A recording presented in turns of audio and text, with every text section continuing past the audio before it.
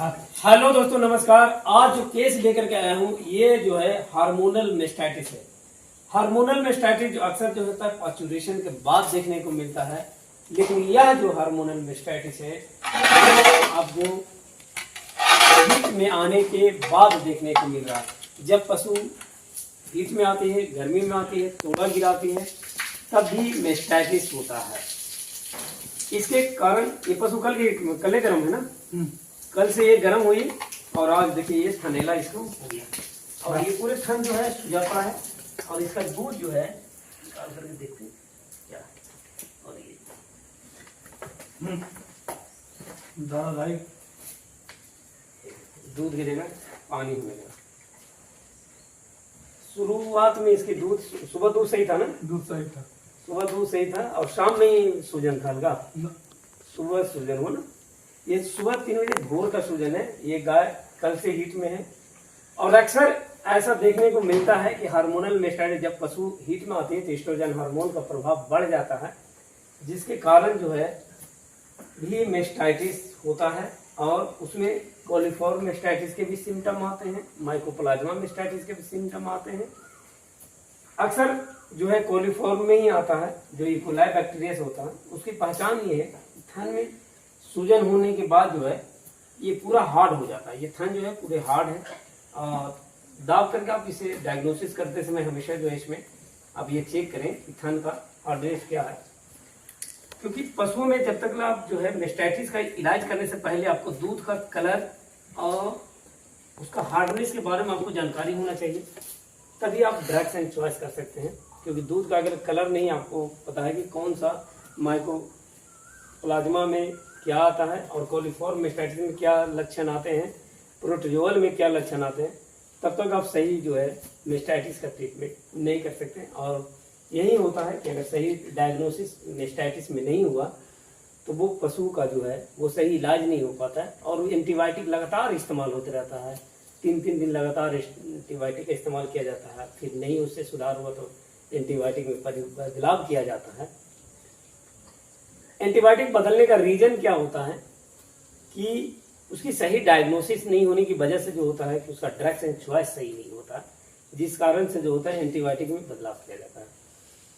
ये जो मेस्टाइटिस है वो शुरुआती में लग रहा था कि समर मेस्टाइटिस है, लेकिन इस पशु को जब कृत्रिम गर्भधान करने के लिए आए तो ये थन में इसका सूजन देखा गया, तो इसे अभी ये सीमन नहीं दिया जाएगा, बल्कि इसका मेस्टाइटिस का इलाज किया जाएगा और ये पूरी तरह से ठीक हो जाएगा। मेस्टाइटिस में 0 से 12 घंटे के अंदर में अगर आप इलाज करते हैं तो वो पूरी तरह से ठीक हो जाता है। और मेस्टाइटिस जितना देर आप करते हैं उतना ही समस्या खड़ा करता है। और किसी भी पशु का दूध में जो परिवर्तन होता है, सुबह दूध सही था ना, कोई दिक्कत ही नहीं था, कोई दिक्कत। दूध में जो परिवर्तन जब होता है वो 6 घंटे के बाद होता है। बहुत सारे जो होते हैं इस स्टेज में पकड़ ही नहीं पाते हैं कि कौन सा मेस्टाइटिस है। तो दूध का कलर से आप मेस्टाइटिस की पहचान कर सकते हैं कि कौन सा मेस्टाइटिस है और उसी अनुसार जो है आप जो है उसकी एंटीबायोटिक का चूज कर सकते हैं। ये जो मेस्टाइटिस है, सुबह में दूध सही था, अभी दूध की जगह पर ये पानी होने लगा। पानी के साथ साथ हार्डनेस रहेगा। जैसे ही दूध में पानी और हार्डनेस हुआ, इसमें से एम सेप्ट ग्रुप का जो आता है, सेफ्टिकोनोन ग्रुप का, वो आपको लगाना है और उसका जो है बेहतर रिजल्ट आता है। अगर इसके जगह पर एमोक्सिलम फोर्स, एमोक्सासिलिन सल्बेक्टम इस्तेमाल करते हैं या फिर एम्पिसिलिन क्लोक्सासिलिन इस्तेमाल करते हैं या फिर सेफ्ट्रियाजोन इस्तेमाल करते हैं, तो उसका बेहतर रिजल्ट यहाँ नहीं आता। लोग में यही गलत हो जाता है शुरुआती अवस्था में कि दूध का कलर चेक नहीं करते हैं, बस थन में सूजन हुआ, यूँ एंटीबायोटिक फेल दी, उससे मेस्टाइटिस जो होता है पूरी तरह से फंस जाता है और बाद में जो होता है वो वाटर ही खत्म हो जाता है। इसलिए जब भी मेस्टाइटिस का आप इलाज करते हैं तो उसका डायग्नोसिस बेहतर ढंग से करें और दूध जो है वो हमेशा ध्यान दें। अगर तुरंत थनेला हुआ है उसमें दूध में पानी नहीं आए, दूध की जगह पानी आए।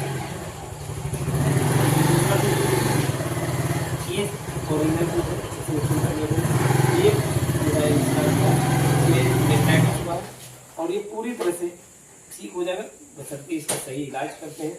तो इसमें आप लगाएं क्या, ये कोलिफॉर्म मेस्टाइटिस में चला गया और ये 6 घंटे के बाद पता चला कि ये कोलिफॉर्म मेस्टाइटिस। शुरुआती अवस्था में कभी भी आपको पता नहीं चलेगा कि कोलिफॉर्म है कि माइकोप्लाज्मा है कि प्रोटोजोअल है कि हार्मोनल है कि वायरल है।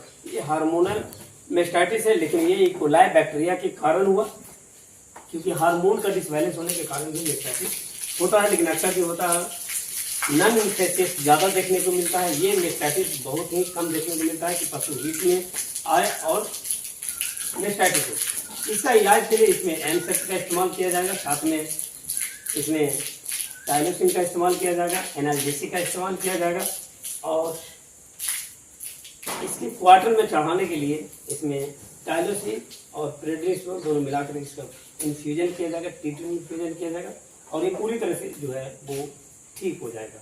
तो इस तरह का और अधिक जानकारी के लिए चैनल को सब्सक्राइब और लाइक करें।